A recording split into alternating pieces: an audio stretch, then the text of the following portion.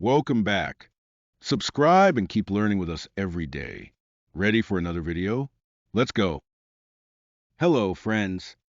Today, let's learn about parts of a home. This is the kitchen. We cook food in the kitchen. This is the bedroom. We sleep in the bedroom. This is the bathroom. We take a shower in the bathroom. This is the dining room. We eat meals in the dining room. This is the hallway. We walk through the hallway. This is a closet. We keep clothes in the closet. This is a garage. We park the car in the garage. This is the attic. We store old things in the attic. This is the basement. The basement is under the house. This is a yard. Kids play in the yard.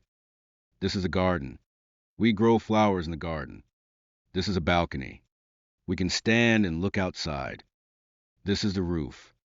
The roof covers a house. This is a fence. The fence goes around the yard. This is the driveway. The car is parked on the driveway. This is the porch. We sit on the porch and drink tea. These are stairs. We walk up and down the stairs. This is a wall. The wall holds up the house. This is a door. We open and close the door. This is a window. We can look outside from the window. This is the floor. We walk on the floor. This is the ceiling. The ceiling is above us.